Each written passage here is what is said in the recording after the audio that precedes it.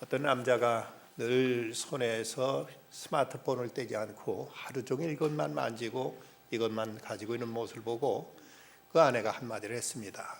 여보, 내가 당신의 스마트폰이었으면 좋겠어. 왜? 그러면 언제나 당신은 관심과 사랑을 받을 수 있잖아. 근데 남자가 그 말 듣더니 나도 당신의 스마트폰이었으면 좋겠어. 그러면 왜? 물었더니 2년마다 새 것을 바꿀 수 있잖아 라고 말하더라고요. 그 말했다가 눈퉁이가 밤퉁되도록 부인한테 얻어 맞았다고 합니다. 이건 맞아도 싼 일이죠.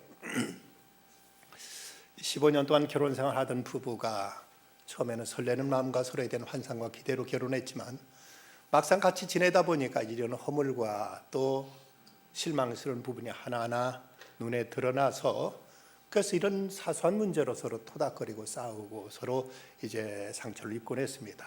그러다 어느 때 부인 남편에게 말합니다. 우리 그렇게 하지 말고 한 달 동안 서로 상대방의 어떤 불만이나 바라는 것들을 서로 함에다 통에다 넣고 한 달이 지난 다음에 이것을 서로 이제 바꿔 읽으면서 이 문제를 서로 대화로 풀고 문제를 해결하도록 하자.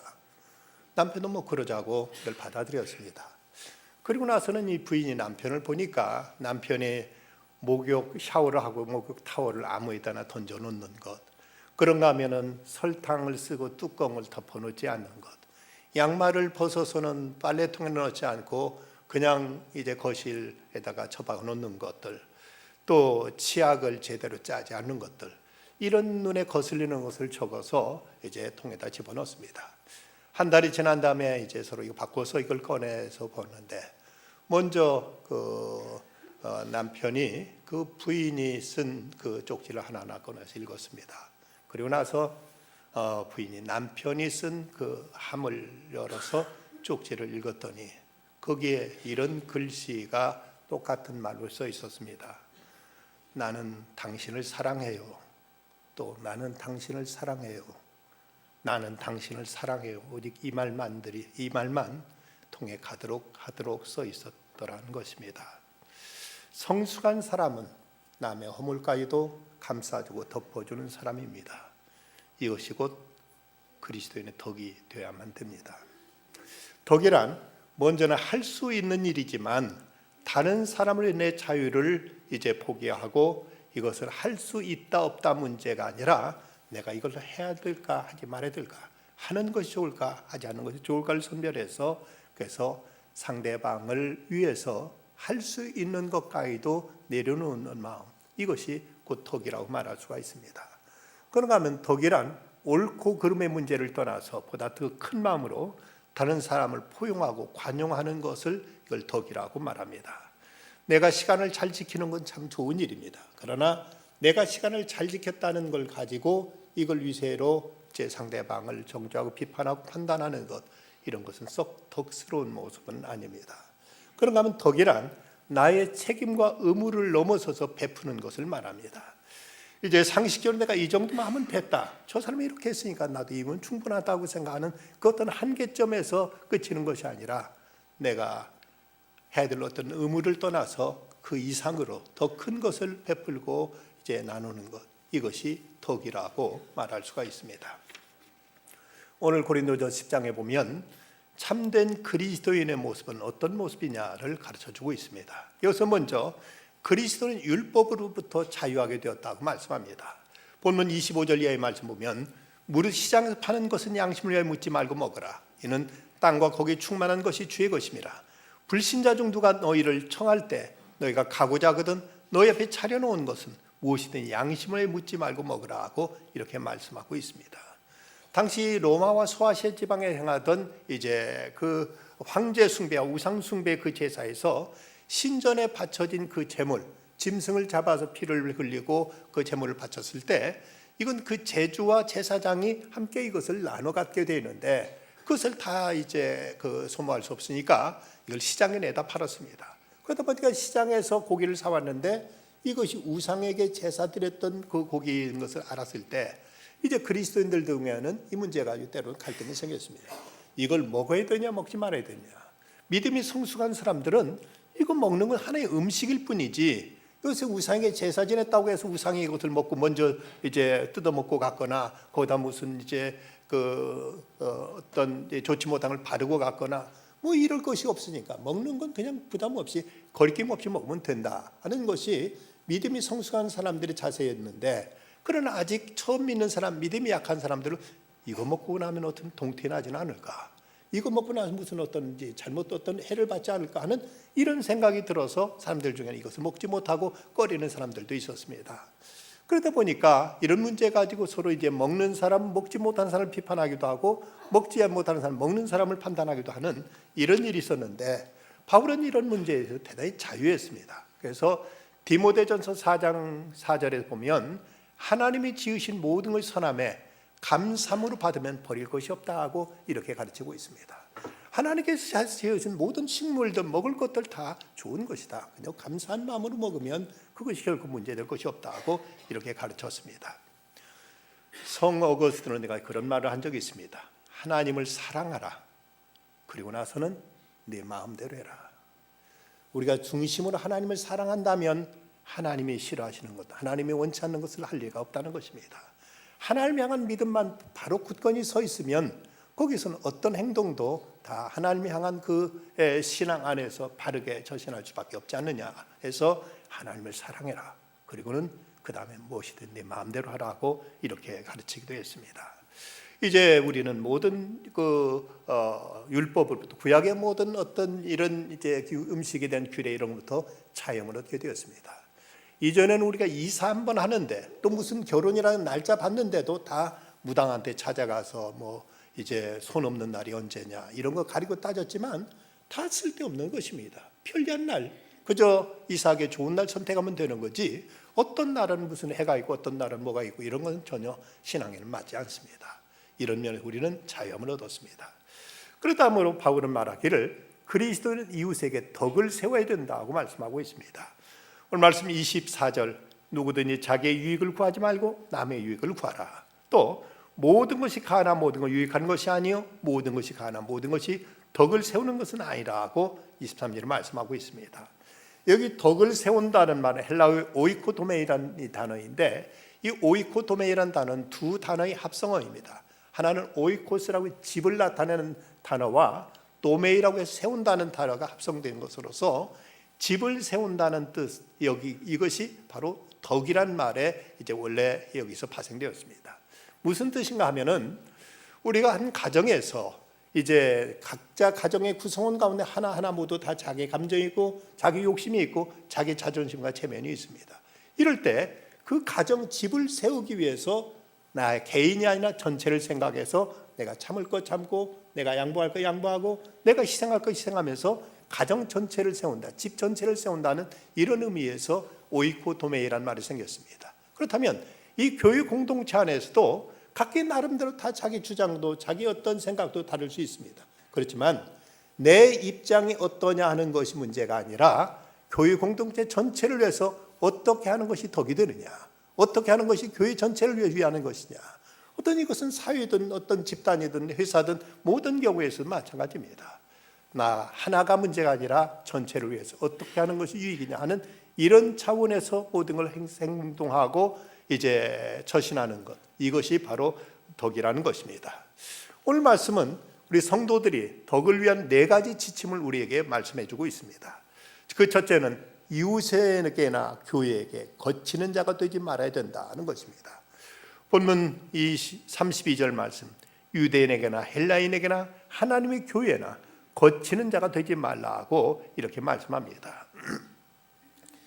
다른 사람에게 또는 공동체에 걸림돌이 되지 말라는 것이죠. 나름대로 자기 기준이 있어서 내가 보는 기준 가지고 사람들을 판단하고 정지하고 비판할 수 있는 경우가 있는데 그래서는 안 된다. 이것은 전체를 살피면서 어쨌든 다른 사람에게 상처를 주거나 다른 사람에게 어떤 시험에 드는 이런 일이 있어서는 안 된다고 말씀하고 있습니다. 내 자유로 인해서 아니면 내 나름대로 어떤 가치관으로 인해서 다른 사람을 이제 넘어뜨리게 하는 것, 다른 사람에게 올무가 되는 것, 다른 사람을 판단하고 정죄하는 것, 이런 것을 삼가야 될 것을 말씀하고 있습니다. 톨스토이는 이런 말을 한 적이 있습니다. 누구를 비판하려 할 때 정면으로 비판하지 말아라. 그건 남에게 창피를 주는 일이다. 비판받는 사람, 비판하는 사람 앞에서 자기의 낮아짐을 인정해야 하는데 그것은 사람의 마음을 더없이 아프게 한다. 그러므로 정면을 비판하는 일은 좋지 않다. 또 그렇다고 안 보는 데서 뒤에서 비판하는 건 더욱 나쁘다. 이건 불성실한 것이다. 그래서 사람들이 톨스토이에게 물었습니다. 그러면 어떻게 하면 좋습니까? 모른 척해라. 더 중요한 것은 아예 바라보지 않는 것이다. 허물이 될 이야기는 듣지 말고 비판이 될 이야기는 기억하지 말아라. 그것이 더 아름다운 일이다. 그리고 좋은 점만 보려고 노력해라. 그것을 부족한 점 다 소화해버려라. 이것이 제일 아름다운 일이다 하고 이렇게 말하고 있습니다. 우상 제물을 먹는 것, 이것은 아무 먹어도 상관없지만 처음 초신자들이 볼 때는 아이고 저거 먹으면 괜찮나, 믿는 사람이 왜 우상한테 제사 지내는 것을 먹여야 돼? 하고 이런 문제 가지고 마음에 걸림이 들 수 있는 사람이 있습니다. 이런 문제에 있어서 바울은 말하기를 믿음이 강한 우리는 마땅 믿음이 약한 자의 약점을 담당하고 자기를 기쁘게 하지 아니할 것이라. 이걸 마땅히 먹어도 되지만 내가 먹는 것 때문에 저 사람에게 걸림이 된다면, 시험이 된다면 그 사람을 위해서 먹지 않는 게 좋다고 이렇게 말하는 것입니다. 그러면서 고린도전서 8장 13절에서 심지어 이렇게까지 말하고 있습니다. 만일 음식이 내 형제를 실족하게 한다면 나는 영원히 고기를 먹지 아니하여 내 형제를 실족하지 않게 하리라. 내가 우상의 제사 지낸 이 고기를 먹은 것으로 난 먹어도 아무 문제 없지만 이것 때문에 믿음이 약한 사람이 실족하게 된다면 난 죽을 때까지 고기 입에도 되지 않겠다 하고 이럴 정도로 바울은 철저하게 자기 본의 자기 중심이 아니라 이걸 통해서 다른 사람들이 시험받지 않기를 바랬던 것이 바울의 심중이었습니다. 오래전에 저 독일의 한 목사님 우리나라 오셔서 어느 교회에서 이제 설교를 하셨는데 아주 설교를 통해서 많은 교인들이 은혜를 받았습니다. 그런데 예배가 끝나자 이 독일 목사님이 바깥에 마당에 나와서 담배를 피우는 겁니다. 그러니까 이 통역에 있던 목사님이 깜짝 놀랐습니다. 아이 목사님, 한국에서는 예수 믿는 사람 담배 피우면 큰일 납니다 하고 이렇게 말하니까, 아니 왜 그렇습니까? 이 담배는 이건 하나의 건강상의 문제지 이것은 뭐 신앙적인 문제는 아니지 않습니까? 아닙니다. 한국에서 이거라면 크게 시험됩니다. 아 그렇습니다. 미안합니다 하고 담배를 껐습니다. 그러면서 그렇잖아요. 독일에서도 더러는 뭐 그렇게 얘기하는 사람이 있었지만 저는 대수롭지 않게 생각했는데 말씀을 듣고 보니까 저도 아직 이번 교회 저도 아예 담배를 끊어야 되겠습니다. 행여라도 저희 문제 때문에 누구라도 시험 드는 분이 있다면 그것은 결코 덕이 아니라서 제가 담배를 끊어야 되겠습니다 라고 이렇게 말하더랍니다. 사실 담배라는 것은 건강과 위생의 문제지 신앙적인 문제는 전혀 개입될 여지가 없습니다. 그렇지만 이것 때문에 또 믿음이 약한 사람들이라든지 어떤 사람이 시험 받는다면 내가 피우지 않겠다, 다시는 이거 손도 대지 않겠다 하고 이분은 이렇게 말씀하시더라는 것입니다. 바로 이런 모습이 덕을 세우는 모습, 다른 사람을 실족치 않게 하는 것이고 거치는 자가 되지 않는 모습이라고 이제 이렇게 정리할 수 있을 것입니다. 그런가 하면 두 번째는 남을 기쁘게 하라고 말씀합니다. 오늘 말씀 33절, 나와 같이 모든 일에 모든 사람을 기쁘게 하여. 어떻게 하면 다른 사람을 기쁘게 할까? 어떤 사람은 다른 사람에게 이제 마음의 이제 기쁨과 마음을 이제 그 즐겁게 해줄 수 있을까? 여기에 이제 관심을 가지라는 것입니다. 나를 기쁘게 하다 보면 상대방에 상처를 줄 수 있고 상대방에 아픔을 줄 수 있기 때문에 내 중심이 아니라 상대방을 먼저 생각하고 그에게 기쁨이 되게 하라는 것이죠. 손봉호 교수, 이분은 그렇게 기독교로서 어떤 윤리운동에 앞장선 분인데 이분이 1962년 미국의 웨스트민스터 신학교에 들어가게 되었습니다. 신학교에 들어가서 입학해서 기숙사를 배정받아 가지고 방을 찾아갔더니 그 방에 이미 어리라는 이제 친구가 먼저 그 방에 이제 배정받아서 자리를 차지하고 있었습니다. 이미 소지품 정리를 다 마친 그 친구는 그 2층 침대인데 자기 이불을 2층 위에다 올려놓고, 그리고는 이제 자세히 살펴보니까 불편하고 불리한 곳은 모두 다 선점해 버렸더랍니다. 이 손봉호 그 당시 학생이 이럴 필요는 없으니까 좋은 거 다 똑같이 나눠 쓰자 하고 이렇게 말했습니다. 그랬더니 그가 하는 말이, 자기가 먼저 왔으니까 먼저 선택할 특권이 있으니까 이건 내 마음이다 하고는 주어도 양보하지 않다라는 것입니다. 그러면서 이 손동호 교수와 이제 얼과 한 해 동안 같이 지내면서 서로에 대한 배려를 경쟁하면서 학교에서 가장 사이좋은 룸메이트로 소문이 났습니다. 이 어른 학교 성적은 그렇게 뛰어나지는 않았지만 많은 사람들에게 존경받는 목회자가 되었고, 그가 은퇴할 때까지 그에 대한 평가는 변하지 않았다고 합니다. 이 손보홍 교수는 그를 만나지 못했더라면 자기가 진정 배려의 의미를 제대로 알지 못했을 것이고, 아마도 자기는 이기적이고 못난 모습을 그대로 지녔을 것이라고 이렇게 그에 대해서 고마워하고 있습니다. 이처럼 어떻든 내 권리로서는 똑같이 좋은 것도 같이 나누고 나쁜 것 나눠 쓰는 것이 상식이라고 여겨지는데, 이 어리란 사람은 불편한 것, 불리한 것은 자기가 먼저 차지하고 그리고 좋은 것을 남에게 양보하는 이런 아름다운 미덕으로 이제 이렇게 처신했던 것입니다. 그런가 하면 또 남에게 도움을 주는 마음이 있어야 된다고 말합니다. 자신의 유익을 구하지 아니하고 많은 사람의 유익을 구하라고 말씀합니다. 내 이익만 먼저 생각하다 보면 자연히 다른 사람에게 피해가 가기 마련입니다. 그래서 내 자신의 유익보다도 먼저 남의 유익을 생각할 줄 알아야 된다는 것이죠. 어느 아파트 단지에 있는 세탁소에 불이 나는 바람에 그 세탁소에서 보관하고 있던 모든 그 옷도 다 타버리고 말았습니다. 그러고 나서 그 세탁소 문 입구에 이런 그 이제 안내문이 적혀 있었습니다. 우리 세탁소에 옷을 맡기신 분들은 모두 다 와서 말씀해 주시길 바랍니다 하는 이런 문구가 거기 써 있었습니다. 그래서 조금 얼마 있다가 그 문구 그 글귀 밑에 이런 글씨가 거기에 덧붙여 있었습니다. 아마도 자기는 어떤 옷을 이제 불태웠으면 거기에 대해서 변상해 달라는 이런 글귀인 줄 알았는데 내용은 좀 달랐습니다. 아저씨, 저는 양복 한 벌인데 받지 않겠습니다. 그 많은 옷을 어떻게 하시겠습니까? 용기를 내세요 하는 이런 글귀였습니다. 그 주민 말 한마디에 아파트 안에서 옷을 맡겼던 사람들은 줄줄이 이제 배상을 받지 않겠다고 나서기 시작했습니다. 그 다음 누군가 금일봉을 전했고, 금일봉이 전달된 사실을 알려지자 또 누군가 다른 사람들도 도움의 손길을 펼치기 시작했습니다. 얼마 뒤에 아파트 벽보에 또 한 장의 종이가 붙었습니다. 그것은 다름 아닌 감사문이었습니다. 주민 여러분 고맙습니다. 월남전에서 벌어온 돈으로 어렵게 일궈온 삶이었는데 한순간에 모두 잃고 말았습니다. 하지만 여러분의 따뜻한 사랑이 저에게 삶의 희망을 주었고 저는 다시 일어설 수 있었습니다. 꼭 은혜에 보답하겠습니다. 처음 그 글귀를 써놓은 청년이 어떤 사람인지는 모르지만 우리 그리스도인들이 이런 일에도 앞장서야 되지 않겠습니까? 누군가 한 사람 이렇게 다음 사람을 돕기로 결심하고 실천하면 또 많은 손길들이 함께 답지하게 되고 선한 마음이 마치 나비 운동처럼 나비 효과처럼 이것이 모든 사람에 퍼져나갈 수 있기에 이런 일에도 우리가 먼저 도움을 펼치는 아름다운 손길이 되어야 될 것입니다. 그런가 하면 이제 네 번째는 다른 사람들 구원을 얻게 하라고 말씀합니다. 그들로 구원을 얻게 하라. 33절 끝절 부분입니다. 그리스도인의 윤리는 종말적입니다. 이건 단지 그에게 이제 어떤 조만 친절을 베푸는 것으로 그치지 않고 할 수만 있다면 그 영혼을 구원하는 것. 그로 하여금 그리스도를 믿고 그를 이제 하나님의 사람으로 하늘의 백성으로 영원한 생명을 얻도록 이제 끝까지 그에게 신앙을 전하는 것. 이것이 우리들의 궁극적인 윤리의 이제 그 관심과 초점이 되어야 될 것입니다.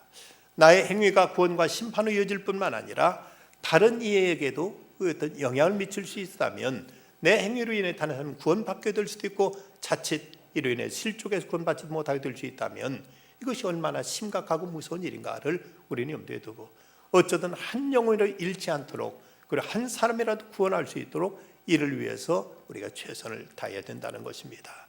그래서 우리들의 사랑과 친절로 그를 믿음으로 이끌 수 있도록 우리가 결단하고 이를 위해서 실천하고 이를 위해서 힘쓰고 노력해야 될 것입니다. 중국의 어느 지방에 한 해 큰 그 가뭄으로 인해서 논이 타들어가고 논이 바짝 갈라지는 마르고 갈라지는 이런 이제 가뭄이 찾아왔습니다.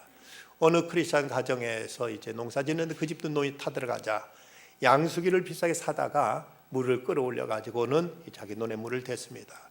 문을 대고 나서 그리고 나서는 잠깐 집에 들렸다가 다시 논에 가보니까 웬일입니까? 자기 논에다 가득히 담아놨던 물이 아래쪽 논에서 논두렁을 뚫어가지고는 물을 다 거기서 빼가버리고 말았습니다. 속이 상했지만 꾹 참고 논두렁을 다 막고 다시 물을 뿜어 올려가지고 자기 논에 물을 채웠습니다. 그리고 나가보니까 또다시 그랬습니다. 왜 화가 치밀어 올랐지만 꾹 참고 또 다시 세 번째 이제 그걸 막고 물을 또 채웠습니다. 그런데 가보니까 또다시 이런 일이 반복되고 있었습니다. 너무 화가 나서 교회를 찾아가서 목사님 앞에 말했습니다. 목사님, 제가 세 번까지는 용케 참았습니다. 근데 이제 도저히 더 못 참겠습니다. 어쩌면 좋겠습니까? 이때 목사님 웃으면서 말합니다. 당신 지금 누가 옳고 그르냐를 따지지 마십시오. 하나님께 이럴 때 뭘 원하시는지를 깊이 생각해 보십시오. 그럼 저 또 어떻게 하란 말입니까? 하고 물었습니다. 기왕 세 번 물을 빼앗겼으니 한 번 더 빼앗긴 셈치고 이번 아예 그 논까지 물을 대주십시오. 예수님은 우리 안에 계시면 우리가 아마 그렇게 명령하실 겁니다. 이 성도는 그대로 목사님 말씀을 따랐습니다. 자기 논에 물을 대고 아랫 논까지 물을 가득히 대주었습니다. 이튿날 그 아랫 논 임자가 울면서 찾아와서 말합니다. 예수 믿으면 다 그렇게 됩니까? 나를 용서해 주십시오. 그리고 나를 교회 데려가 주십시오. 라고 말하면서 이분이 예수님을 영접하고 구원을 받게 되었다는 것입니다. 우리들의 최종 관심은 한 영혼이라도 구원하고자 하는 것. 이것이 바로 우리들의 궁극적인 관심이 되어야 된다는 것입니다. 그래서 사도 바울은 오늘 말씀을 통해서 궁극적으로 끝으로 그리스도는 모든 일을 하나님의 영광을 위해서 하라고 말씀하고 있습니다. 31절 말씀, 그런즉 너희가 먹든지 마시든지 무엇을 하든지 다 하나님의 영광을 위해서 하라고 말씀합니다. 사도 바울은 우상의 제물이라는 문제에서 한 걸음 더 나가서 이제 결론적으로 그리스도의 삶을 지배하는 원리는 하나님께 영광이 돌리도록, 하나님께 영광이 되도록 모든 일을 결단하고 행동하라고 이렇게 가르치고 있습니다. 어느 목사님이 교회 집사님으로부터 목사님 우리 회사 와서 예배 좀 드려주십시오 하고 부탁받았습니다. 무슨 예배입니까? 했더니 집사님 하는 얘기가 폐업 감사 예배입니다 라고 말합니다. 여태까지 개업 예배는 수없이 드려봤지만 회사는 문 닫으면서 폐업 감사 예배를 드린다는 것이 도무지 이해가 안 돼서 아니 무슨 폐업 감사 예배를 드린다는 말입니까? 하더니 하나님 이 회사를 시작할 때도 하나님 은혜로 시작했는데 모든 건 다 하나님의 장중에 있지 않겠습니까? 이것도 하나님 뜻일 텐데 이것도 하나님께 감사해야지요. 그래서 이 목사님이 그 회사에 가서 폐업 감사 예배를 인도하는데 그렇게 그분이 뜨겁게 간절하게 감사하며 진지하게 하나님의 예배를 드리더랍니다. 그리고 어떻게 되는가 날 지켜봤더니 이분이 저 구미공단에 커다랗게 공장을 짓고 다시 힘있게 재개하는데 놀랄 정도 이전과는 상상할 수 없을 정도로 크게 재개해서 큰 그 사업가로 발돋움하더라는 것입니다. 그렇습니다. 폐업하게 되면 원망하고 불평하기 쉽지만 이런 상황 속에서 감사드릴 수 있는 믿음이라면 하나님께 어찌 그를 그대로 놓두시겠는가. 우리 모든 일에 하나님께 영광을 돌리도록 하라고 말씀합니다. 우리가 하나님의 영광을 가리는 데는 두 가지 이제 그 경우가 있다고 깔뱅은 종교개혁자 깔뱅은 말합니다. 그 하나는 내가 어떤 행위로 인해서 자랑과 영광과 칭찬을 내가 차지해 버릴 때 이거 하나님의 영광을 가리게 된다는 것입니다. 시편 115편 1절 여호와의 영광을 우리에게 돌리지 마옵소서. 우리에게 돌리지 마옵소서. 오직 주는 인자하시고 진실하심으로 주의 이름에만 돌리오 영광을 돌리소서라고 이렇게 고백하고 있습니다. 어떤 일이든 칭찬받을 일, 존경받을 일이라면 하나님께 돌리고 나는 피리하고 숨는 자세. 이것이 인정 하나님의 영광을 가리지 않고 하나님의 영광을 드러내는 자세라는 것입니다. 깔뱅은 세상을 떠날 때 내 이름으로 비석을 세우지 말라고 이렇게 유언을 남기는 바람에 한동안 깔뱅이 죽어서 무덤에 묻혔지만 그 훗날 깔뱅이 묘지가 어떤 묘지인지 몰라서 오랫동안 그걸 찾았는데 나중에 찾고 보니까 제가 몇 년 전에 제네바에 갔을 때 그 깔뱅이 묘지를 일부러 이제 찾아가 보았습니다. 한참을 찾지 못해 가지고 거기에 안내인한테 물었더니 그분이 와서 보여주는데 보니까 깔뱅의 그 무덤 앞에 있는 그 조그만 비석에다가 한쪽 그 구탱이에다 딱 두 글자만 써 있었습니다. J자하고 C자, 장깔뱅을 나타내는 표현이었습니다. 이만큼 깔병들어 하나의 배충성을 다하고도 자기 묘비 하나에도 어떤 것도 자기를 드러내고 자랑하는 이런 표현을 그는 삼갔던 것입니다. 한 나무꾼이 산에 가서 도끼를 가지고 커다란 나무를 이제 베어 가지고 잘라고 집에 왔는데 그 도끼를 연장 그 창고에다 집어넣었더니 그 창고 안에 시끌적하고 소리가 났습니다. 그 웬일인가 하고 연장 창고에 들어가 봤더니 이 도끼가 다른 연장들한테 자기가 큰 나무를 잘랐다고 이제 큰 소리 자랑을 하는 겁니다. 이 나무꾼은 연장 창고 아니 시끌적하자 왜 이렇게 이제 이러냐 하고 물었더니 이제 그 이유를 알고 나서는 이 도끼를 향해서 이렇게 말합니다. 너를 날카롭게 맞는 것이 나고 너를 사용한 것도 나다. 너를 창고에 놓아두는 순간부터 너는 고철에 불과하다 이놈아 하고 나무랬습니다. 여러분 우리가 뭘 했다고 하더라도 할 수 있도록 능력 주신 분이 하나님이시고 나를 쓰신 분도 하나님이십니다. 그런데 이 자랑을 내가 내 자신에게 돌려버리면 이제 하나님이 나를 쓰지 않으면 도끼가 아무리 별일을 다 했어도 창고에 집어 던지는 순간 고철에 불과하듯이 우리는 아무짝에도 쓸모없는 아무것도 아닌 존재로 전락해버리고 맙니다. 이 모든 것이 하나님의 은혜로 되어진 것이라면 결코 내 자랑으로 이렇게 지부해서는 안 될 것입니다. 또 하나 하나님의 영광을 가리는 일이 어떤 일인가 하면 이것은 우리가 불성실하고 우리가 무책임한 일들로 인해서 성도로서 하나님의 이름을 욕되게 하는 이런 경우입니다. 이제 내가 성도라면 모든 경우에서 부끄러움이 없도록 어떤 거리낌이 없도록 바르고 반듯하게 성실하고 책임감을 가지고 내 할 도리를 다 해야 되는데 그러지 않는 경우가 하나님의 영광을 또 가리게 된다는 것입니다. 잠언서에 나오는 지혜자의 기도는 그렇습니다. 내가 두 가지를 주께 구하였사오니 내가 죽기 전에 내게 거절하지 마시옵소서. 곧 헛된 것과 거짓말을 내게서 멀리하옵시며 나를 가난하게도 마옵시고 부하게도 마옵시고 오직 필요한 양식으로 나를 먹이시옵소서. 혹 내가 배불러 하나님을 모른다 여호와가 누구냐 할까 하며 혹 내가 가난하고 하여 도둑질하고 내 하나님 이름을 욕되게 할까 두려함이니이다. 지혜자는 부자가 되는 것도 가난하게 되는 것도 행여 하나님 모른다 하거나 하나님이 욕되게 할까 두려워서 하나님 부자 되는 것도 가난하게 되는 것도 마시고 어쨌든 하나님의 영광을 드러내는 도록 하나님의 영광을 가리지 않고 살 수 있도록 해주십시오 하고 이렇게 기도하고 있습니다. 중국의 고전의 한비자에는 구맹주산이라는 이런 이제 이야기가 나옵니다. 여기 구자는 개구자고 맹자는 사나울 맹자 그리고 술주자에다가 식초를 나타낸 초산자입니다. 그 얘기 무슨 얘기인가 하면 그 송나라 때 어느 마을에 한 그 장실한 성을 가진 술 빚는 사람이 있었는데 이 사람 아주 술도 아주 맛있게 잘 빚었고 그리고 거기 이제 술집에 주막을 열어놓고 아주 거기 친절하게 사람들도 맞이했고 그리고 거기는 멀리서도 볼 수 있도록 붉은 이제 주단에다가 이제 그 술집을 나타내는 이제 그 간판도 널리 이제 장대 끝에다 달아 놓았습니다. 그런데 웬일인지 사람들이 오지 않아서 그만 그 술은 번번이 이것이 이제 날짜가 가가지고 식초로 바뀌어지고 버리고 마는 겁니다. 이상하다. 술 만들 때 술이 맛도 좋고 이제 내 나름대로 사람들한테 친절하게 되지 왜 이럴까 궁금해서 이제 그 마을에 살고 있는 한 지혜로운 노인한테 가서 물었습니다.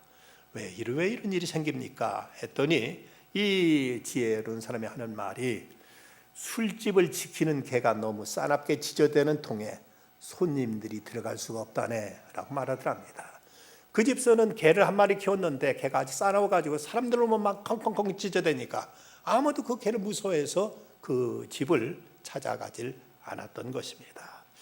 우리 믿음이 아무리 귀한 생명의 진리를 하더라도 우리가 덕스러운 일을 하지 못하면서 나는 어느 교회 집사요 나는 어느 교회 권사요 하고 떠버린다면 행여 우리로 인해서 하나님의 영광이 가려지고 그리고 교회가 세상에 좋지 못한 이런 평을 듣게 된다면 누가 교회 나올 사람이 있겠고 누가 하나님을 찾을 사람이 있겠습니까?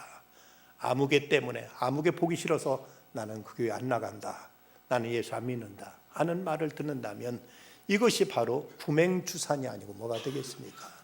우리를 인해서 하나님의 영광이 가리지 않도록 힘써야 될 것입니다. 황은우 씨가 쓴 책 그대는 생각보다 멋지다라는 이 책에 보면 예수님은 생명도 주셨는데 라는 제목의 이런 글이 소개되고 있습니다. 내 친구 중 하나가 간경변 때문에 간 이식을 안 하면 생명이 위독했다.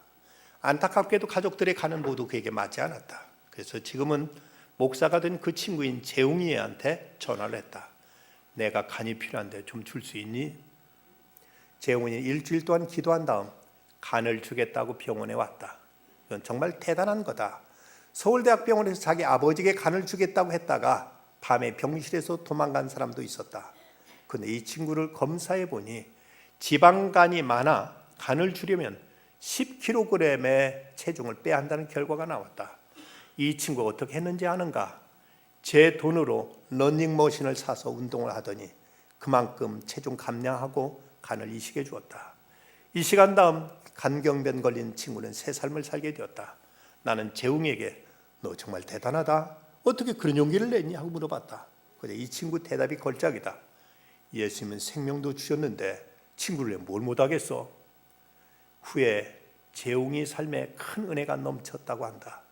교회에서도 성도들이나 담임 목사님의 사랑을 많이 받았다. 남에게 간도 준 사람이잖아. 하나님을 마음에 두지 않으면 오직 자신만 보인다. 하지만 하나님의 은혜는 자신의 울타리를 넘어 하나님 마음에 닿는 자리까지 관심을 기울이게 한다. 그리스도를 중심에 모시고 살면 모든 일에서 하나님을 보게 될 것이다. 여러분, 성공이란 말, 성공이란 글자는 이룰 성자하고 공덕 공자가 합쳐진 말입니다. 그래서 이 말은 성공이란 공덕을 쌓는 것이라고 이렇게 정리할 수가 있습니다. 모든 사람에게 덕이 되는 일을 많이 하는 것이 성공이란 말로 이렇게 해석될 수 있습니다. 내 자신만, 내 가족만 잘 먹고 잘 사는 데 그치지 않고 다른 사람들에게 공덕을 쌓고 사는 것이 인생의 성공이라고 이렇게 정리할 수 있다는 것입니다. 사상가 에머스는 이런 말을 했습니다. 성공이란 자주 그리고 많이 웃는 것. 성공이란 현명한 이에게 존경을 받고 아이들에게 사랑을 받는 것. 성공이란 정직한 비평가의 찬사를 듣고 친구의 배반을 참아내는 것. 성공이란 아름다움을 식별할 줄 알며 다른 사람에게서 최선의 것을 발견하는 것. 성공이란 건강한 아이를 낳거나 한 평의 정원을 가꾸어서 환경을 변화시키는 것. 성공이란 자기가 태어나기 전보다 세상을 더 살기 좋은 곳으로 만드는 것. 성공이란 자신으로 인해 단 한 사람이라도 행복해지는 것. 이것이 진정한 성공이다. 여러분 누구나 다 성공하기를 원하시지 않습니까? 그렇다면 이것이 성공이라면 우리가 조금만 노력하면 성공 못할 것도 없지 않습니까? 우리가 살아가는 삶의 자리를 좀만 더 아름답게 만들고 나로 인해서 누군가 조금이라도 행복해질 수 있다면 이것이 우리 인생을 성공이라고 이렇게 정리할 수 있다는 것입니다. 우리가 그리스도인으로서 세상을 살아가면서 하나님과 이웃에게 덕을 세우며 살아가는 것, 이것이 진정한 그리스도인으로서 성공적인 인생을 살아가는 모습일 것입니다. 지고선, 최고의 선이 있다면은 그것은 나도 좋고 남도 좋고 하나님께도 좋은 것이 지고선이라고 말할 수 있습니다. 그러나 이 세 가지 모두 다 좋기는 쉽지 않습니다. 누군가는 희생이 필요하고 누군가는 이걸 위해서 자신을 내어줌이 있어야만 됩니다. 그럴 때 이제 내가 손해보고 내가 희생해서라도 누구인가 도움이 되고 하나님께 영광이 돌려지게 될 때, 그럴 때 이제 나의 손해까지도 나의 상실까지도 하나님이 채워주시고 하나님이 메꾸어 주십니다. 이럴 때 진정한 참된 지고선은 이루어지게 됩니다. 오늘 구약의 말씀 잠언서 22장 11절 말씀, 마음의 정결을 삼으는 자의 입술에는 덕이 있으므로 임금이 그의 친구가 되느니라. 우리가 덕을 세우고 덕을 베풀며 살게 될 때 임금이 그의 친구가 되어준다고 성경은 말씀합니다. 실제로 아브라함은 조카로과의 관계 등 언제나 어른으로서 덕을 행하게 되자 하나님께서 아브라함의 친구가 되셨다고 이사야서 41장 8절은 말씀하고 있습니다. 모든 일 하나님의 영광을 위해서 그리고 다른의 덕을 세우는 성숙한 신앙인으로 살아가게 될 때 하나님 늘 우리 곁에 친구처럼 가까이 다가오셔서 우리를 위하시고 돌보시고 우리 삶을 복되게 하실 것입니다. 이 은혜가 늘 함께 하시기를 주의 이름으로 축원합니다. 기도하십시다. 고마우신 아버지 하나님, 오늘도 주님 앞에 나와 2월 첫 주 믿음으로 이렇게 새롭게 출발할 수 있게 하시니 감사합니다. 한 달 동안 무슨 일 만날지, 앞으로 저희들의 살아가는 생에 어떤 일이 있을지 모르지만 어쨌든 다른 사람에게 걸림이 되는 삶이 되지 않게 해주시고 다른 사람을 기쁘게 하며 다른 사람에게 도움을 주며 나아가 하나님께 영광 돌리는 삶이 되도록 저희들의 삶을 복되게 하여 주시옵소서. 예수님의 이름으로 기도드리옵나이다. 아멘.